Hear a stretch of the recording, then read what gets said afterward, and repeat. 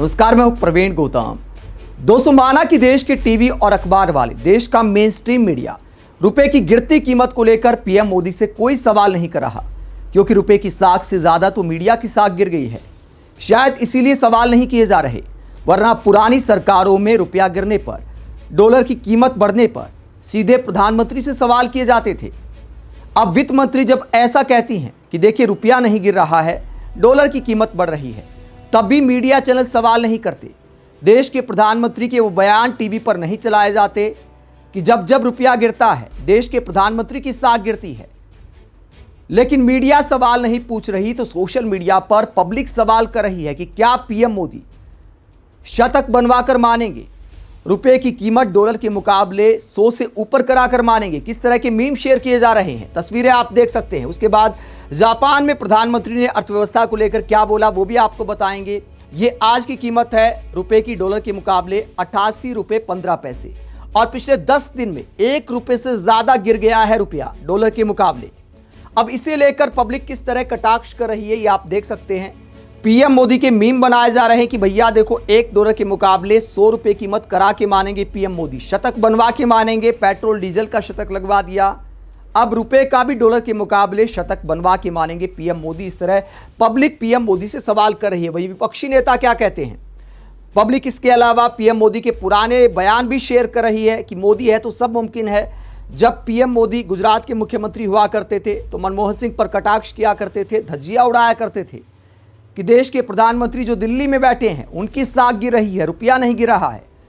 जब रुपया गिरता है तो देश की साख गिरती है, प्रधानमंत्री की साख गिरती है। इस तरह के बयान पीएम मोदी के पुराने जमाने में हुआ करते थे, लेकिन अब सब खामोश है। अब इसे लेकर विपक्षी नेता क्या तंज कस रहे हैं। सुप्रिया श्रीनेत ने क्या कहा, पता नहीं प्रधानमंत्री की प्रतिष्ठा किस गहरे गड्ढे में जाकर गिरी होगी। खुद ही कहते थे जैसे जैसे रुपया गिरता है प्रधानमंत्री की प्रतिष्ठा गिरती है। 58 रुपए डॉलर पर मिला था, 88 रुपए डॉलर पार करा दिया, लगता है शतक लगवा कर ही मानेंगे। तो विपक्षी नेता तंज कस रहे हैं। वहीं अरविंद केजरीवाल ने क्या कहा, एक तो रुपए की कीमत गिरती जा रही, दूसरा अमेरिका ने जो 50% टैरिफ लगाया है उसको लेकर भी कमाल की राजनीति और कमाल की पत्रकारिता हो रही है।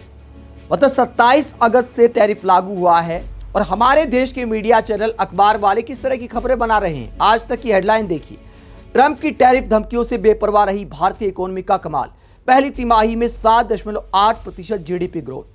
मतलब 27 अगस्त से लागू हुआ है ट्रंप का फैसला और तिमाही का रिजल्ट बताया जा रहा है, पिछले 3 महीने का रिजल्ट बताया जा रहा है। मतलब इस बात का आखिरकार लॉजिक क्या है। जब ट्रंप ने 50% टैरिफ लगाया है तो उसका परिणाम भविष्य में आएगा, लेकिन यहां पर इतिहास बताया जा रहा है कि भैया देखो तिमाही में कोई असर दिखाई नहीं दिया। यह हमारे देश की पत्रकारिता का हाल है। तो क्या ऐसे टीवी चैनल, अखबार वाले सवाल पूछेंगे देश के प्रधानमंत्री से रुपए की कीमत गिरने पर। टैरिफ को लेकर अरविंद केजरीवाल ने पीएम मोदी को क्या आईना दिखाया, पहले जरा वो आपको सुनाते हैं कि अरविंद केजरीवाल ने देश के प्रधानमंत्री से सवाल करते हुए क्या कहा। उसके बाद प्रधानमंत्री ने क्या कहा वो भी आपको बताएंगे। केजरीवाल क्या कहते हैं, जरा सुनिए। अमेरिका ने अगर गुंडागर्दी करके 50% टैरिफ लगाया है, हमें क्या करना चाहिए था? हमें कपास के ऊपर 11% से बढ़ा के 50% टैरिफ कर देना चाहिए था। यही किया दूसरे देशों ने। यूरोपियन यूनियन ने से जो कारें जाती थी अमेरिका ने उस पर 25% टैरिफ लगाया, तो यूरोपियन यूनियन ने 50% टैरिफ लगाया अमेरिका से आने वाली मोटरसाइकिल के ऊपर, कारों। इसकी वजह से ट्रंप को झुकना पड़ा। चाइना के ऊपर ट्रंप ने 10% से 145% टैरिफ लगाया, तो चाइना ने भी 125% टैरिफ लगाया।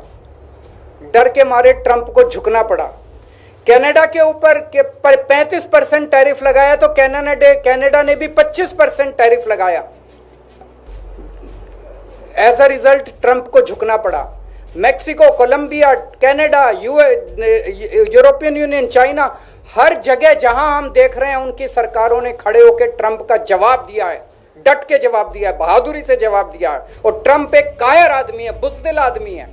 ट्रंप को, जो देश ट्रंप के खिलाफ खड़ा हुआ उस देश के सामने ट्रंप को झुकना पड़ा। मोदी जी की पता नहीं क्या मजबूरियां हैं कि मोदी जी ट्रंप के सामने भीगी बिल्ली बने हुए हैं, पूरी तरह से झुके हुए हैं। आज हमारा देश दो तरफ से मार खा रहा है। एक तरफ से ट्रंप ने हमारे एक्सपोर्ट्स के ऊपर 50% टैरिफ लगा दिया। एज अ रिजल्ट हमारी जितनी डोमेस्टिक इंडस्ट्री थी वो सारी इंडस्ट्री बंद होने के कगार पे है, क्योंकि उनका सारा एक्सपोर्ट बंद हो गया है।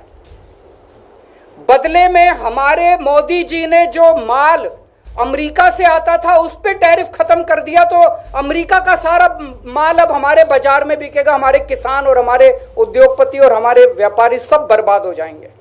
हमें बदले में जितना 50% अगर ट्रंप ने टैरिफ लगाया, हमें बदले में 100% टैरिफ लगा देना चाहिए था। क्या हम कमजोर देश हैं? आज 140 करोड़ लोगों का देश है ये। 140 करोड़ लोग कम नहीं होते, बहुत बड़ी मार्केट है हमारी। कोई भी दुनिया का कोई भी देश भारत से नाराजगी नहीं भारत की नाराजगी बर्दाश्त नहीं कर सकता। दुनिया का हर देश भारत में अपना माल बेचने के लिए बेताब है। अगर हम हिम्मत दिखाते, ट्रंप को हमारे सामने झुकना पड़ता, लेकिन मोदी जी ट्रंप के सामने झुके हैं। आज पूरा देश जानना चाहता है मोदी जी आप क्यों झुके हुए हैं। यह ना केवल हमारे रोजगार का मुद्दा है, यह ना केवल हमारे उद्योग का मुद्दा है, यह भारत के सम्मान का मुद्दा है। 140 करोड़ लोग मोदी जी के साथ खड़े हैं। आप हिम्मत दिखाइए, हम आपके साथ खड़े हैं। 140 करोड़ लोग आपके साथ खड़े हैं।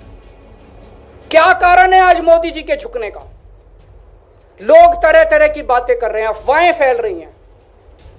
लोग कह रहे हैं कि अडानी जी का कोई केस चल रहा है वहां पे अमेरिका के अंदर, अडानी जी की गिरफ्तारी होने वाली है। लोग कह रहे हैं कि मोदी जी और अडानी का बहुत अच्छा गहरा रिश्ता और मोदी जी अडानी को बचाने के लिए पूरे देश को दांव पे लगा रहे हैं।